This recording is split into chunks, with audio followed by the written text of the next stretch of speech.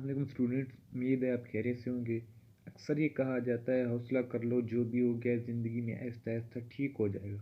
کچھ ٹھیک نہیں ہوتا، یہ آپ کو مایوس کرنے کا ایک طریقہ ہے۔ اکثر ضرورت ہوتی ہے خود آگے بڑھ کے قدم بڑھا کے حالات کو بدلنے کی، انتظار کرنے کی نہیں۔ اور یاد رکھیں کہ اگر آج آسانی ہے تو کل مشکل آنے والی ہے، اور اگر آج مشکل ہے تو یاد رکھیں کل آسانی آنے والی ہے۔ ایک ایکسپیریمنٹ ہے جس کو فراگ ایکسپیریمنٹ کہتے ہیں۔ اس میں ایک پین کے اندر پانی ڈال کر فراگ کو بٹھا دیتے ہیں اور نیچے آگ جلا دیتے ہیں۔ پہلے فراگ کو بہت اچھا لگتا ہے کہ پیر کچھ گرم ہو رہے ہیں، تو وہ رکا رہتا ہے، کچھ بدلنے کی کوشش نہیں کرتا، وہ اپنے آپ کو ایڈجسٹ کرتا ہے۔ اس کے بعد جب پانی گرم ہونے لگتا ہے تو وہ ان حالات کے ساتھ خود کو ایڈجسٹ کر لیتا ہے، پھر اسی گرم پانی میں اچھا محسوس کرنے لگتا ہے۔ وقت کے ساتھ جیسے جیسے پانی کا ٹیمپریچر بڑھتا ہے تو وہ خود کو ایڈجسٹ کرتا رہتا ہے اور آخر کار مر جاتا ہے۔ فراگ کو نہ گرم پانی مارتا ہے، نہ فریپین مارتا ہے، نہ آگ مارتی ہے۔ فراگ کو یہ چیز مارتی ہے کہ اس نے چھلانگ نہیں لگائی جب لگانی چاہیے تھی۔ حالات کے ساتھ خود کو ایڈجسٹ کرتا رہا، اپنے حالات کو بدلنے کی کوشش نہیں کی۔ اس لیے زندگی میں بہت ضروری ہے اور اس عمر کی ہوتی ہے کہ آگے بڑھیں، چیزیں اپنے ہاتھ میں لیں اور اپنے فیوچر کو بدلیں، وہ آپ کے ہاتھ میں ہے۔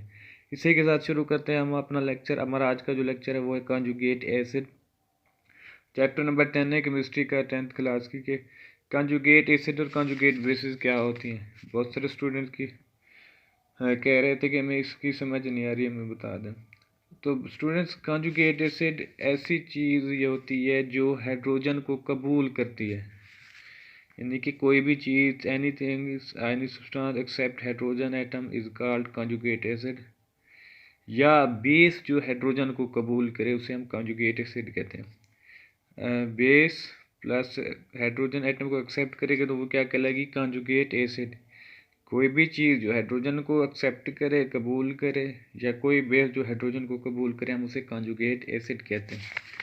اسی طریقے سے کانجوگیٹ بیس کیا ہے؟ کوئی چیز جو ہائیڈروجن کو خارج کرے، کانجوگیٹ بیس کہلاتی ہے۔ ایسڈ جو ہائیڈروجن ایٹم کو خارج کرے وہ بھی ہم کیا ہوگی؟ کانجوگیٹ بیس۔ نیچے کچھ ہمیں ایسڈ دیے گئے ہیں، وہ کہتے ہیں اس کے کانجوگیٹ بیس بنائے۔ تو ہم دیکھتے ہیں ہم نے بیس کی تعریف کیا بری کہ کوئی بھی ایسڈ جو ہائیڈروجن کو خارج کرے، تو یہ ہمارے پاس ایک ایسڈ ہے۔ اگر ہم اس میں سے ہائیڈروجن کو خارج کر دیں، ریموو کر دیں، تو یہ ہمارے پاس کیا بنے گا؟ کانجوگیٹ بیس۔ ہائیڈروجن کو ریموو کر دیں تو ہمارے پاس کیا بچے گا؟ یہ ہائیڈروجن خارج، پلس ہمارے پاس کیا بس سلفیٹ اینڈ مائنس۔ تو اس کی آپ نے یہ ویلنسی پوری کرنی ہے۔ اس کی جو یہ دیکھیں کہ اس پہ کتنا ہے، -1 ہوتا ہے، اور ہائیڈروجن کا ہوتا ہے +1۔ اس کا -1 +1 کیا ہو جائے گا؟ تو 2 -2۔ اب اس کے یہ اٹامک نمبر ہے، ویلنسی اس کی پوری ہے، تو یہ چیز آپ نے خیال رکھنی ہے۔ اسی طریقے سے ہمارے پاس ہے H3O میں سے اگر ہم ایک ہائیڈروجن کو ریموو کر دیں تو ہمارے پاس کیا بچے گا؟ یہ بچے گا ہمارے پاس H2O، واٹر پلس ہائیڈروجن ایک نکل جائے گا۔ اسی طریقے سے H2PO4 ہے ہمارے پاس HPO4 مائنس رہ جائے گا، پلس ہائیڈروجن نکل جائے گا۔ یہ ہمارے پاس کیا ہے؟ کانجوگیٹ بیس بن جائے گا۔ اسی طریقے سے ہائیڈروجن سلفیٹ ہے، اس میں سے اگر ہم ہائیڈروجن کو ریموو کر دیں تو ایک سلفیٹ این بچے گا، پلس ہمارے پاس ہائیڈروجن ریموو ہو جائے گا۔ اسی طریقے سے ہمارے پاس ہائیڈروجن فلورائڈ ہے، تو ہم اس میں سے اگر ہائیڈروجن کو ریموو کر دیں تو کیا بچے گا ہمارے پاس؟ Hydrogen minus acetic acid CH3COOH، اس میں سے ہم نے ہائیڈروجن کو ریموو کرنا ہے تو ہمارے پاس کیا بس CH3CO acetate N plus hydrogen N نکل جائے گا۔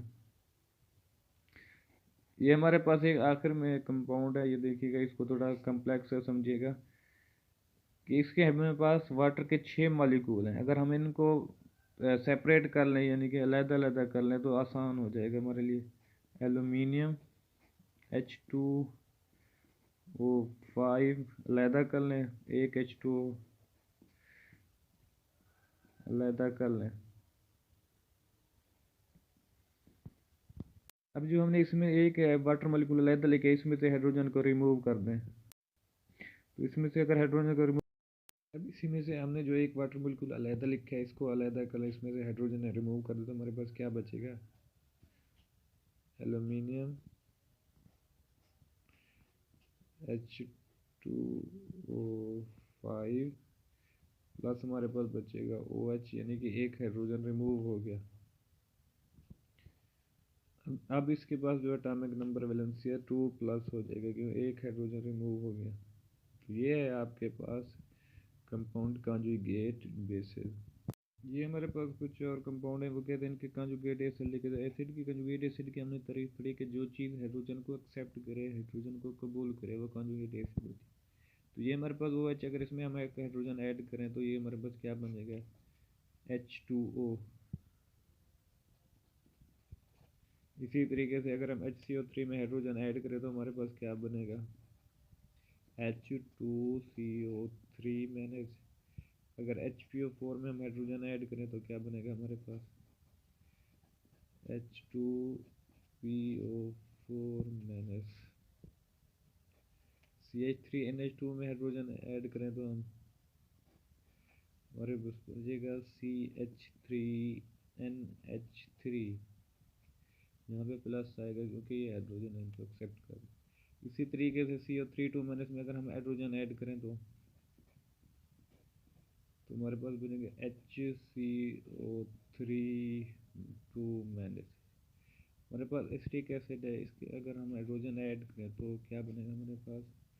CH3COOH2، یہاں پہ پازیٹیو ہے کہ ہائیڈروجن کو ایکسیپٹ کرے۔ تو یہ آج کا ہمارا لیکچر تھا۔ اگر آپ کو کوئی PDF چاہیے، کوئی فائل چاہیے، نوٹس چاہیے تو ہمیں کمنٹس باکس میں بتائیے گا، ہم آپ کو نوٹس پرووائڈ کریں گے۔